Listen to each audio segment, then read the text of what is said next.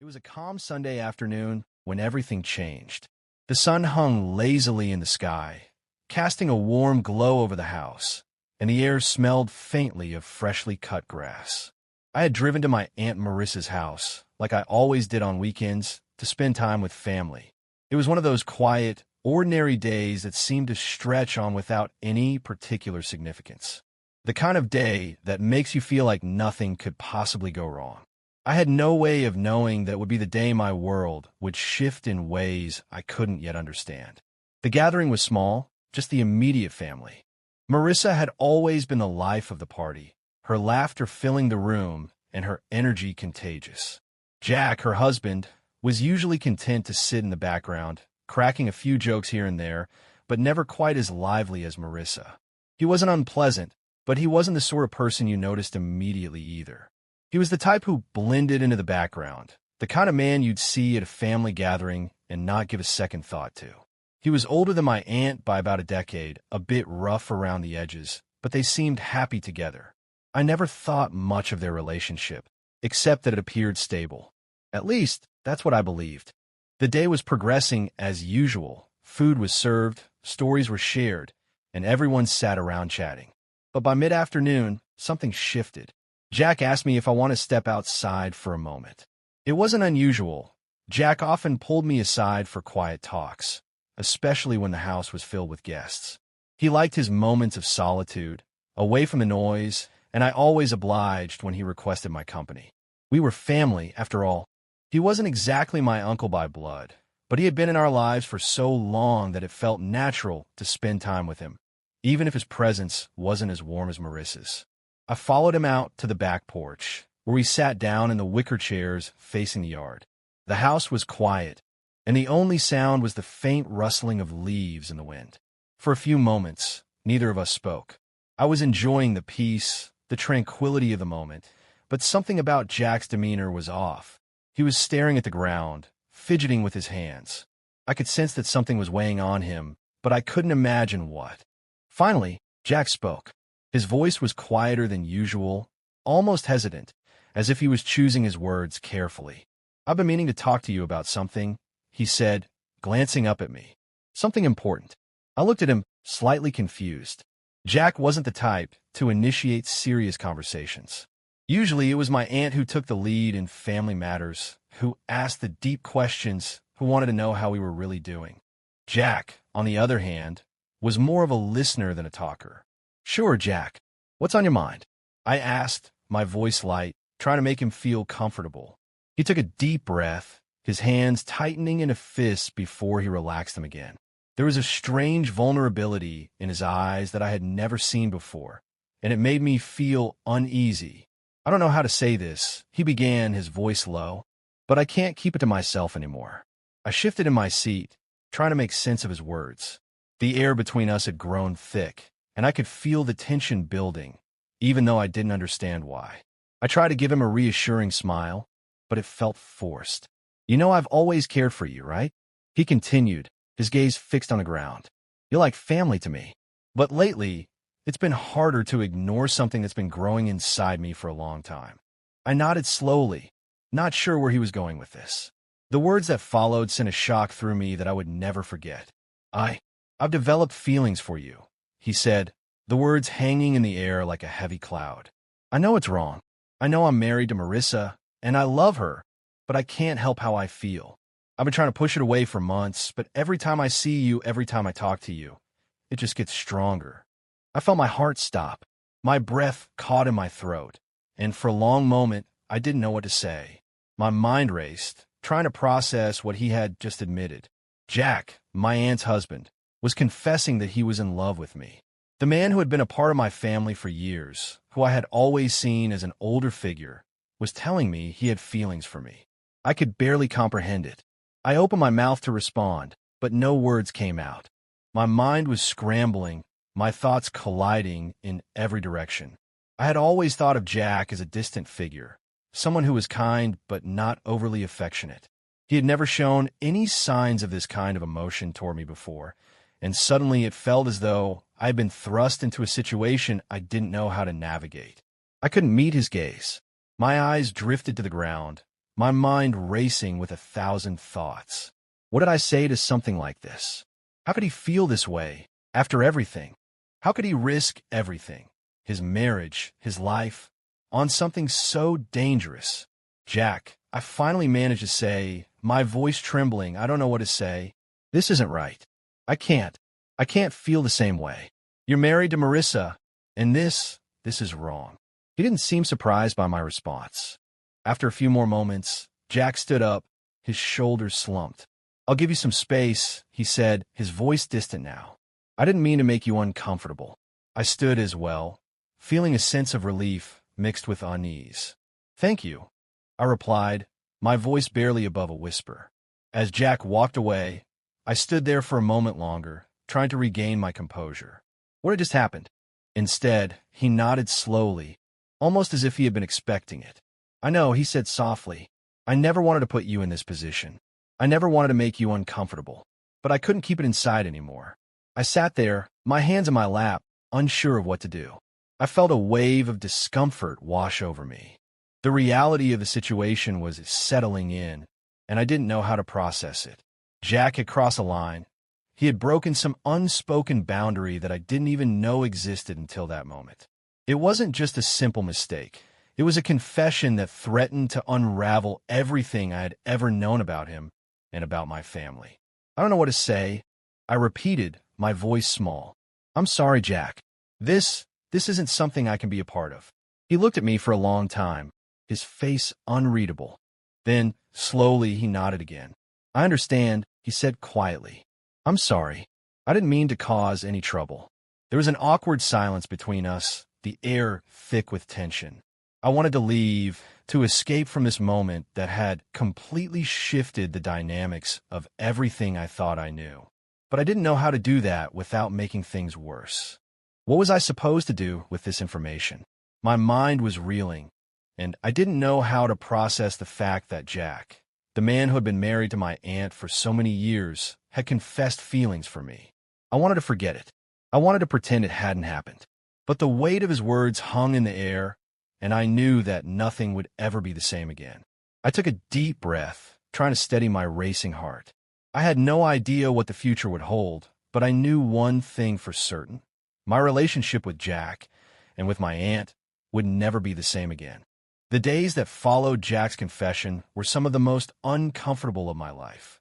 At first, I tried to brush it off as a momentary lapse in judgment, a fleeting impulse that would fade with time. Surely, I told myself, it was just a strange misstep, a confession made in a weak moment, one that I would never have to think about again. But as the days wore on, I realized I was wrong. The tension in the air around me was palpable, a constant, invisible weight pressing down on me. Everything had changed, and I couldn't pretend it hadn't. The awkwardness didn't just linger between Jack and me.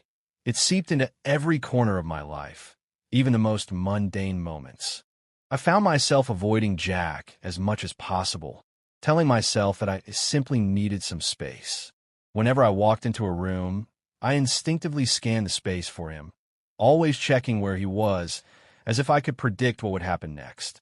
There was an undercurrent of something I couldn't quite put my finger on, something that made my skin crawl when I wasn't expecting it. But the more I tried to avoid him, the more it felt as if he was trying to close the gap.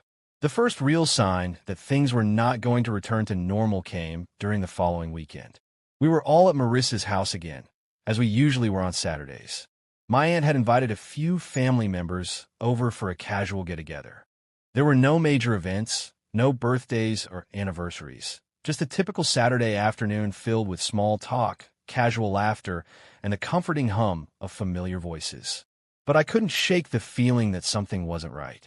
Jack was acting strangely, almost too carefully. He didn't sit in the same corner of the room where he usually did, but instead, he was moving around more, trying to engage with people in an unusually eager manner. He smiled a little too widely, laughed a little too loudly, and when he spoke, his words had an edge of nervous energy that I couldn't ignore.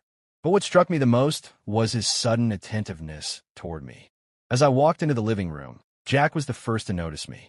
He stood up almost immediately, as if on cue, and walked over to greet me. Normally, He would have just given me a casual wave or maybe a quick handshake, but this time he held out his hand in a more formal manner, his fingers lingering a bit too long when I shook them. "Hey there," he said, his voice a bit too soft, his eyes lingering on me in a way that made me uncomfortable.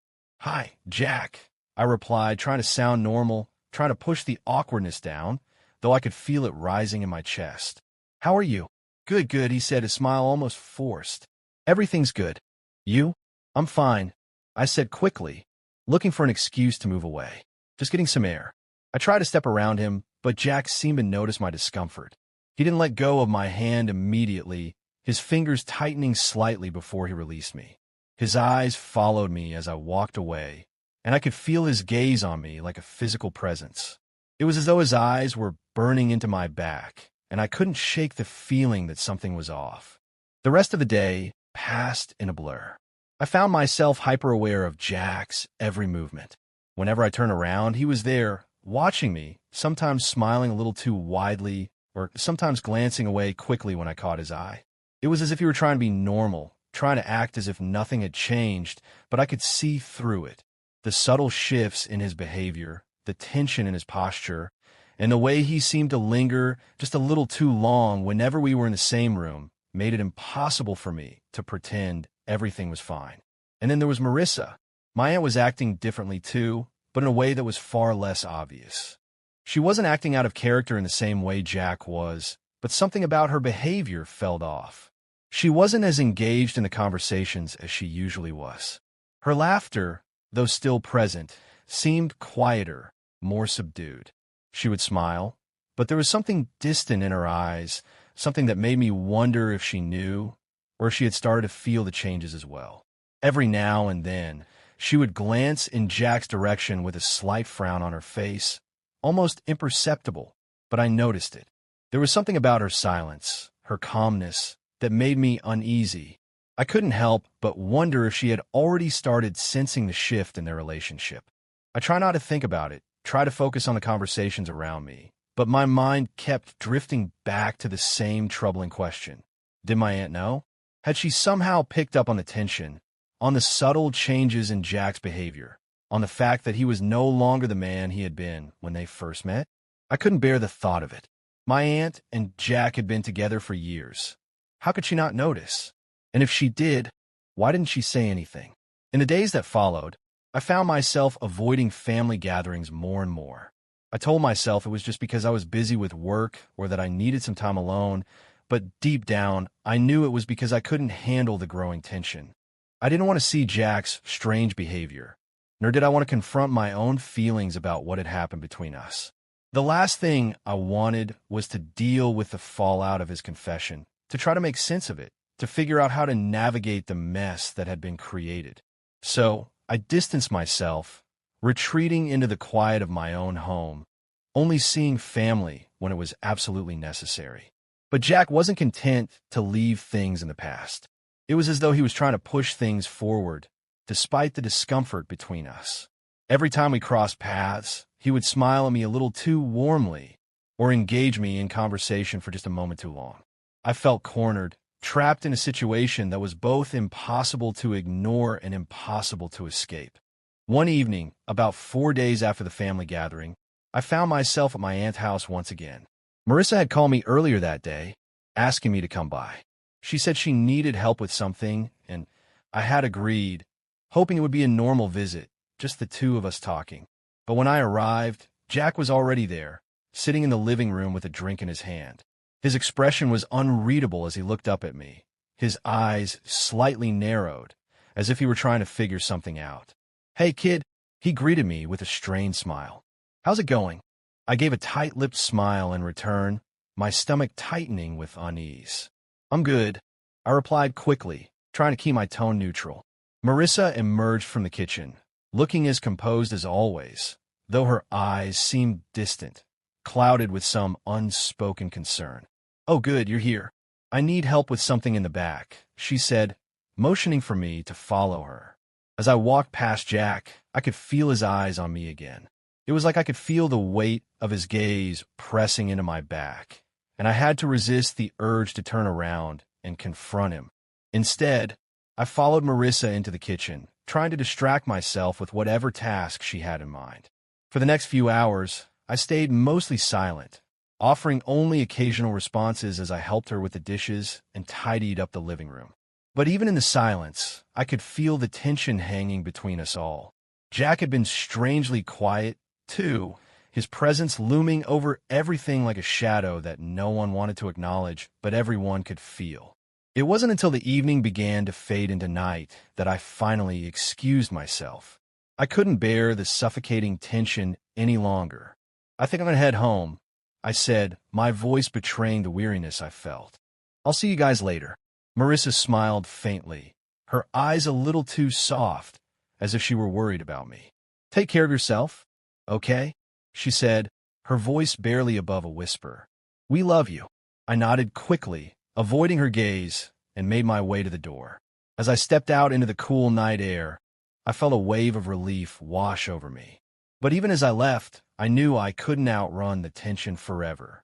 It was building, slowly but surely, and I wasn't sure what would happen when it finally snapped. A week after that disorienting afternoon at my aunt's house, I found myself unable to escape the relentless tension. Every waking hour felt like I was walking through a fog, trying to hold onto fragments of normalcy while everything around me seemed to be crumbling. I couldn't stop thinking about Jack's confession, his behavior, and the unsettling silence that had taken root between him and my aunt. I tried to push it all aside, but the unease gnawed at me constantly. My mind wouldn't let go of the question that kept swirling in my thoughts. Was something more happening here? Was I in danger, or worse, was my aunt? I had tried to reach out to her a few times during the week, but each time she was either too busy or too distant, offering excuses for why we couldn't talk. I understood, of course. She was probably overwhelmed, trying to keep the peace in a home that was clearly no longer peaceful.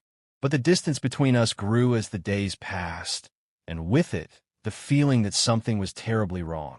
I couldn't ignore it anymore. My aunt was too strong, too resilient to allow something like this to break her. But what if it was already too late? That Thursday evening, I received a call that would forever change everything. It was Marissa's phone number on the screen, and for a moment, my heart skipped a beat, both relieved and concerned. I hadn't heard from her in days, and I hadn't been able to shake the feeling that something was off. I answered quickly, my voice a little too eager. "Hey, Aunt Marissa," I said, trying to sound casual. "How are you? I've been trying to reach you." There was a long pause on the other end, an almost imperceptible sigh before she spoke. Her voice, when it came, was strained, like she was holding something back. "I need you to come over," she said quietly. "Now, it's urgent." Her tone was enough to make my stomach lurch. I knew something was terribly wrong. My heart started a race. "Of course. I'll be there in a few minutes." I hung up, my mind already spiraling. I couldn't fathom what was happening. I grabbed my coat and rushed out the door, hardly aware of the drive to her house, my thoughts a whirlwind of dread. As I pulled into the driveway, I noticed that the house seemed unusually dark, the windows casting long shadows over the front yard. There was a stillness to it, an eerie calm that felt foreign. It was as if everything inside had come to a halt, frozen in time. I approached the front door, my pulse quickening. Before I could knock, it swung open, and Jack was standing there, his face pale, his expression blank. His eyes, however, told a different story. There was a flicker of something dark in them, something that made my stomach drop. He stepped aside, allowing me to enter, but he didn't say a word. I followed him inside, my senses on high alert. "Where's Marissa?" I asked, trying to keep my voice steady, though the anxiety was creeping in, making it harder to focus. Jack didn't immediately answer. Instead, he turned, leading me down the hallway toward the living room. "She's in the back," he said, his voice low, almost lifeless. She's not doing well." I stopped in my tracks, the hairs on the back of my neck standing on end. "What do you mean? Is she okay?" Jack's gaze flickered to the floor, and then he turned back to me. She's gone." The words hit me like a punch to the gut. I couldn't process them at first. "Gone? What do you mean, gone? What happened?" My voice trembled, panic starting to rise in my chest. He looked at me then, his eyes cold, distant. "She's dead, all right? She's dead." She slipped in bathroom, hit her head. It was an accident. The words made no sense. An accident? My aunt, the woman who had always been so careful, so meticulous about everything in her life. I felt my knees weaken as the realization began to settle in. There was no way it was an accident. There was no way my aunt was gone, just like that. Before I could respond, Jack turned away, walking toward the kitchen. I followed him, my heart pounding, my breath shallow. "Jack," I called out, my voice unsteady. "What do you mean? How? Why didn't you call me? Why didn't you?" He didn't answer. Instead, he began to pace in the kitchen, his hands wringing together, his face a mask of strained composure. His nervous energy was impossible to ignore. I watched him carefully, trying to make sense of the scene unfolding before me. Something wasn't right. I took a few steps forward, trying to get a better look at him. "Jack," I said, my voice quieter now. "Are you okay? You're acting strange. You don't seem upset enough." His eyes snapped to mine, and for a brief moment, I saw a flicker of something that wasn't grief. It was anger or maybe guilt. Then it was gone, buried under his usual mask of indifference. "I'm fine," he snapped, his voice rising slightly. I'm just trying to keep it together." I felt a chill creep over me. His behavior was erratic, and nothing about this situation added up. My aunt's death, the way Jack was acting, it all felt wrong. I wanted to scream, to demand answers, but I couldn't find the words. My head was spinning. I didn't know who to trust anymore. Jack was still pacing, muttering under his breath. His words were almost inaudible, but I caught fragments of them. "She had to go. It was too late. I didn't want this." His voice trailed off, and I felt a cold knot tighten in my stomach. The house felt suffocating, like the walls were closing in around me. The silence was unbearable, broken only by the sound of Jack's footsteps and my own shallow breaths. I needed to leave, to get away from him, to process everything that was happening, but my legs felt like lead. I couldn't move. Finally, I forced myself to speak again. "Jack, I need to see her. I need to see Marissa." He froze for a moment, then slowly nodded. He didn't say a word as he led me to the bedroom in the back of the house, where my aunt's body lay. The room was dimly lit, and there, on the floor beside the bathroom door, was Marissa. She was still, her face pale, and her body crumpled in a way that made my stomach lurch. She was gone, just like Jack had said, but the sight of her, so lifeless and unnatural, sent a wave of nausea through me. I stepped closer, my heart breaking as I knelt down beside her.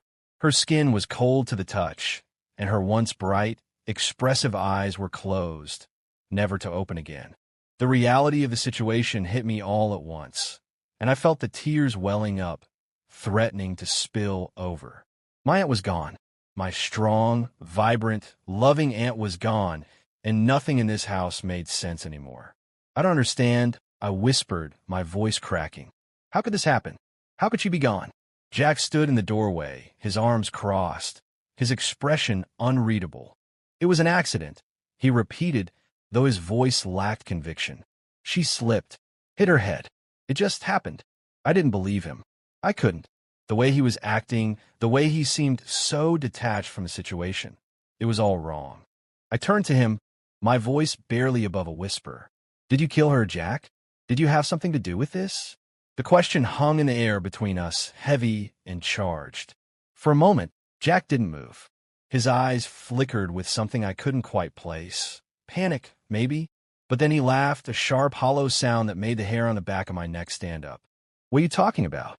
He spat, taking a step closer. "She was my wife. I loved her, but I could see it in his eyes." His words didn't match the look on his face. Something was wrong. Something was deeply, terribly wrong, and I couldn't ignore it any longer. I backed away slowly, my mind racing. "I'm calling the police," I said, my voice trembling. "This doesn't add up. I'm not just going to sit here and pretend like everything's okay." Jack's face hardened, his jaw tightening. "You don't need to do that," he said, his tone low and menacing. "Just let go. You don't want to make things worse." I ignored him, my fingers already dialing the number for the police. My hand shook as I pressed the phone to my ear, the realization settling in that this was no accident. Marissa's death wasn't just a tragic slip. It was something much darker, and I had to find out the truth, no matter where it led. As I spoke to the operator, I glanced back at Jack, who was now standing in the doorway, his eyes cold and unreadable. The investigation would start soon, and I would be forced to face the truth. But for now, all I could do was watch the man who had been a part of my family for so long, wondering if he had finally revealed the darkest side of himself. The sound of the police sirens echoed down the street, growing louder with each passing second, filling the otherwise silent air with a tension that seemed to vibrate in my chest. I could hear the rhythmic pounding of my own heart as I clutched the phone in my hand, trying to keep my thoughts focused, trying to stay calm. The operator had assured me that help was on the way, but I knew in my gut that what I was about to face was going to change everything. There was no going back now. My aunt was dead, and the truth, whatever it was about to come to light. I had barely managed to explain the situation when Jack's face twisted into an expression I could only describe as desperation. His eyes, once cold and distant, were now frantic, as if he were searching for a way out, a way to undo the mess that was unfolding. He took a step toward me, and for the first time, I saw something in his expression that made my blood run cold, fear. "You don't need to do this," he pleaded, his voice low and strained. "You don't have to call them. We can handle this ourselves. This isn't what you think." I felt a surge of anger and confusion rise up inside me. "What do you mean, Jack?" My voice cracked with emotion, the weight of everything I had learned crashing down on me. "How is this not what I think? My aunt is dead, and you're trying to convince me it's just an accident. You want me to believe that? You want me to believe you didn't have anything to do with this?" Jack took another step forward, his eyes darting nervously toward the door, as if he were calculating his escape. "Listen to me," he said, his voice rising, desperation creeping in. "I didn't mean for any of this to happen. I didn't want her to die. It just happened." I shook my head, my mind reeling. The words he was saying weren't making sense. They didn't fit with the picture that was starting to form in my mind. Everything about this scene, everything about Jack, felt wrong. My aunt hadn't just slipped and hit her head. There was more to it, and I had to know what that was. "I'm calling the police," I repeated, my voice trembling with a mix of fear and certainty. "This isn't just an accident, Jack. You need to be honest with me. What happened?" He froze in place, his face pale, his hands trembling as he reached out, as if trying to stop me from making the call. "You don't understand," he whispered, his voice thick with emotion. "If they find out, if they know what really happened, everything will fall apart. I can't let that happen." For a moment, we just stood there, staring at each other. The silence stretched between us, thick and suffocating. I could see the fear in his eyes, but there was something else too, something darker, something that told me the truth was far worse than I had imagined. Suddenly, I heard the sharp ring of the doorbell, cutting through the silence like a knife. My stomach lurched. The police were here. There was no turning back now. I didn't wait to hear Jack's response. I turned on my heel and walked quickly toward the front door. The sound of Jack's footsteps followed me, but I didn't look back. I opened the door to find two uniformed officers standing on the porch, their faces serious, their eyes scanning the scene with practiced professionalism. "Ma'am, are you the one who called?" one of the officers asked. He was tall, his voice calm and controlled, but his eyes betrayed a hint of concern as they flicked between me and Jack. "Yes," I said, my voice steady, though my hand was shaking. "I need you to come inside. My aunt, she's dead. There's something wrong. I don't believe it was an accident." The officers exchanged a glance, and without another word, they stepped inside. As they moved past me, I heard Jack's breath catch behind me, and I turned to see him standing at the end of the hallway, his face pale, his body tense, as if he were preparing for a confrontation. "We need to talk to you, sir," the officer said, his tone firm but not unkind. Jack didn't move at first, but after a long moment, he nodded and followed them into the living room. I stood in the doorway, watching as the officers began to ask Jack questions. His responses were slow, calculated, and I could see the way his fingers twitched nervously at his sides. He was trying to maintain control, but there was something in his posture, something in the way he avoided looking directly at the officers, that made me more certain than ever that he was hiding something. I stepped forward, my voice trembling as I addressed one of the officers. Can you tell me what's going to happen now? Are you going to investigate? Are you going to?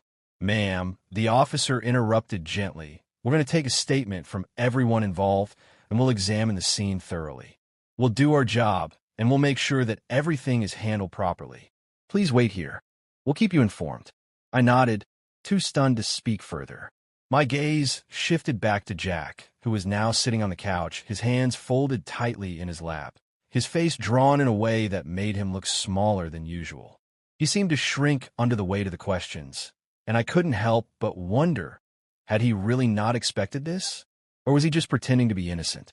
The hours that followed were a blur of questions, statements, and the quiet tension of waiting. The officers had begun their investigation, taking photographs of the scene and carefully documenting every detail of the house. They interviewed Jack multiple times, though each time his story seemed to shift, little inconsistencies slipping through the cracks. The more he spoke, the less convincing he became. By the time the sun set and the last officer left the house, I felt like I had lived a lifetime. I had no answers, no resolution, only a growing sense of dread. But one thing was certain. The truth was coming, whether we were ready for it or not. The next morning, I woke to find a missed call from the lead detective on the case, a woman named Detective Anderson. I quickly returned the call, my heart racing as I heard her voice on the other end. "We've got some new information," she said, her tone serious. "We need you to come down to the station. There's something you need to see." I didn't ask questions. I knew what was coming. I could feel it in the pit of my stomach. When I arrived at the station, Detective Anderson led me into a small interrogation room, where I was asked to sit down. The walls were bare, the room cold, and the sterile air made me feel more isolated than I had ever felt before. "We've done a full investigation into your aunt's death," Detective Anderson began, her voice calm but firm. "And we've discovered some things that raise serious concerns." I nodded, my throat dry. "What do you mean? What did you find?" The detective paused, her gaze fixed on me as if weighing her words carefully. "The evidence doesn't add up. The injuries to your aunt's head weren't consistent with a simple fall. We found signs of a struggle in the bathroom, and there are indications that your aunt may have been drugged before the fall." My heart skipped a beat. I felt the blood drain from my face. "What are you saying? Are you saying Jack did this?" "We're still piecing together the details," Detective Anderson replied. "But we found enough evidence to suggest that your aunt's death was not an accident. We believe it was intentional." The words hit me like a hammer. I couldn't breathe. My mind was spinning. But why? Why would Jack do this? He loved her. "We believe that Jack's relationship with your aunt was more complicated than it appeared," she said. "We've uncovered evidence of financial troubles, and it appears that your aunt had been planning to divorce him. There are also reports of escalating tension between them in the weeks leading up to her death." The shock of it all hit me like a tidal wave. I had known something was wrong, but I never imagined this. Jack, the man who had been a part of our family for so long, had orchestrated my aunt's death. He had killed her to escape the consequences of his own actions. Over the next few weeks, everything unraveled. Jack was arrested and charged with murder. The investigation revealed that he had been hiding financial debts, along with a series of lies that had built up over time. His confession, once it came, was chilling. He admitted to poisoning my aunt in the days leading up to her death, lacing her drinks with a sedative, and then waiting for her to become vulnerable before he pushed her. The trial was a media frenzy. Jack's lies, his manipulation, and his greed were laid bare for the world to see. My aunt's memory, once a source of strength and love, became a symbol of tragedy, of betrayal and loss. I struggled with the aftermath, trying to reconcile the man I had known with the monster he had turned out to be. It was hard to believe that I had once trusted him, had seen him as a part of my family. But I knew now that I couldn't change the past. All I could do was remember my aunt for who she was, the woman who had loved and cared for me, and honor her memory by making sure that the truth was known. In the end, Jack was sentenced to life in prison without parole. But the scars of what happened lingered. The loss of my aunt, the betrayal of someone I had once trusted so deeply, would never fade.